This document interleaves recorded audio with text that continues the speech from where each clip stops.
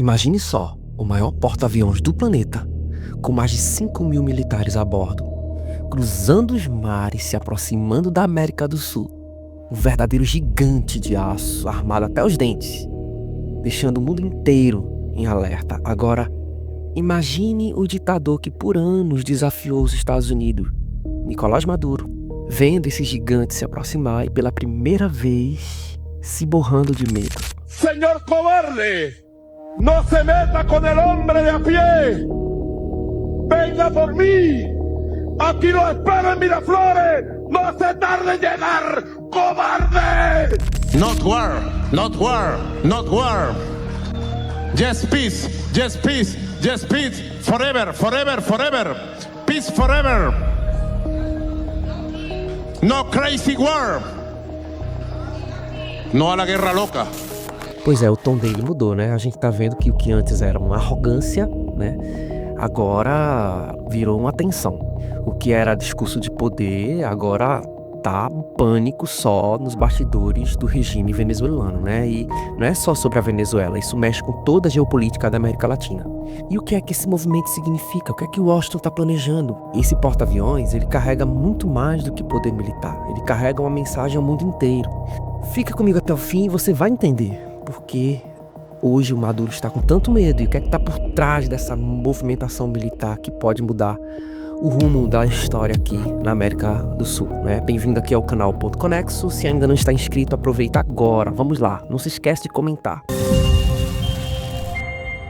Em 24 de outubro de 2025, a Reuters informou que os Estados Unidos decidiram, né, escalar a presença militar na América Latina. Enviou o grupo, né, de porta-aviões Gerald Ford à região. E esse navio não é qualquer um. Entrou em serviço em 2017, né, como o mais novo da Marinha Americana e pode transportar, preste atenção, 75 aeronaves. Tem um reator nuclear, tem radar de última geração, tem mísseis antiaéreos, antissubmarinos. Veja só, esse gigante ele tem uma capacidade para mais de 5.000 marinheiros a bordo e um sistema para combater drones, para combater aeronaves. Então entenda que isso não é só um navio de projeção naval, é uma mensagem militar crua para a região. Por que é que isso importa? Porque representa o poderio dos Estados Unidos, né, o poderio militar, se posicionando no hemisfério ocidental como nunca antes. É uma demonstração de poder direto ao Caribe e à América do Sul. E por que Maduro está nessa tensão máxima, né? Enquanto tudo isso se move, Maduro, que até recentemente se via como chefe firme da Venezuela, está numa situação vulnerável agora. Ele acusou repetidamente os Estados Unidos de conspirarem para tirá-lo do poder. Disse que milhões de homens e mulheres com rifles marchariam pelo país se houvesse invasão. E agora, com esses exercícios militares próximos à costa da Venezuela, com o envio inclusive de contratorpedeiros dos Estados Unidos à Trindade e Tobago, as sanções dos Estados Unidos, né? No caso, a gente tem também uma recompensa de 50 milhões por informações que levem até a prisão de Maduro. Tudo isso mudou. Maduro, que antes se mostrava seguro, está lançando hoje discursos em inglês e espanhol pedindo paz para sempre. Tudo isso revela claramente que há sim um medo real. É óbvio que o Maduro fez o cálculo, um pouco tardio, sim, mas ele mediu as forças e se encontrou agora com a realidade. Por isso esse estado de tensão absurdo.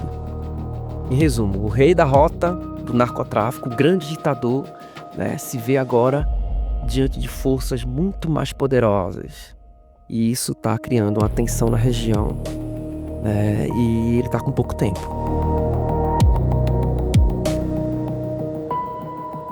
Vamos ligar aqui os pontos agora, né? Por que esse porta-aviões no Caribe? Isso porque os Estados Unidos acusam o governo da Venezuela de abrigar o tráfico de drogas, de minar as instituições democráticas e cooperar com essas organizações criminosas, né? Quando um país, quando um regime se alia a redes que são ilícitas, ele protege o tráfico internacional, ele fecha os olhos para o crime organizado. Ele está, na prática, abrindo as portas para o caos. E é exatamente isso que, segundo Washington, está acontecendo com a Venezuela de Nicolás Maduro. O mais chocante é quanto isso se torna injusto para o próprio povo da Venezuela, um país que já foi um dos mais ricos da América Latina, hoje está vivendo sanções, está vivendo miséria, medo. Enquanto a elite do regime está enriquecendo, o cidadão comum está pagando a conta com desemprego, com fome, com fuga em massa. Não se esqueça que mais de 7 milhões de venezuelanos já deixaram o país nesses últimos anos, né? Washington acusa Caracas de abrigar, de financiar o tráfico internacional de drogas, um problema que não respeita fronteiras, que destrói famílias, que alimenta a violência em todo o continente. E quando um governo se torna parte desse sistema, ele deixa de ser um governo soberano e passa a ser um fomentador ou cúmplice, né, da criminalidade. O resultado é que o país vira alvo de sanções, de pressões econômicas, de isolamento diplomático e agora de uma presença militar sem precedente na região.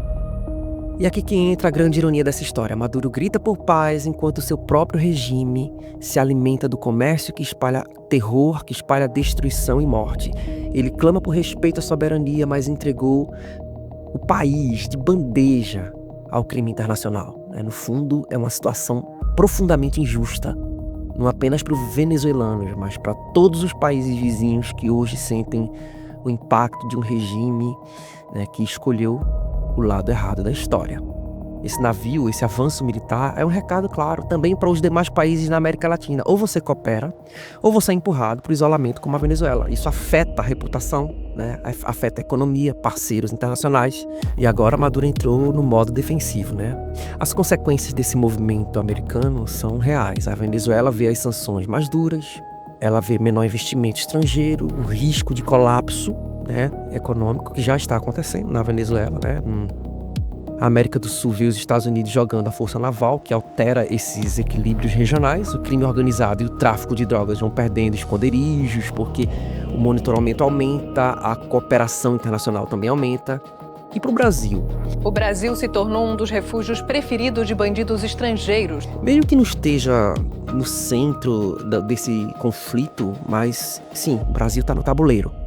Porque o Brasil tem rota de tráfico, né? Muitas vezes cruzando até o país. E como a gente viu nas falas de Lula ontem, né? Uma certa até conivência, né, com essa questão do crime organizado. Entenda uma coisa, poder militar, geopolítica e crime estão todos interligados. Se você permite que um regime seja base para redes ilícitas, sim, a consequência é isso, vai ser alvo de pressão global forte.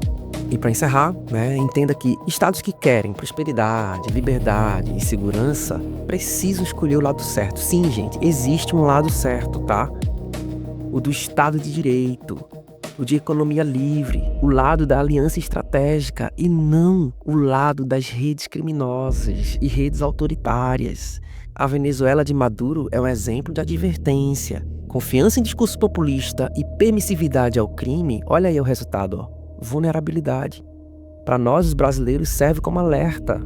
Regimes que abrem espaço para o ilícito vão atrair ciclo de pressão, sanção, vão atrair a militarização, o que vai custar caro pro povo, tá?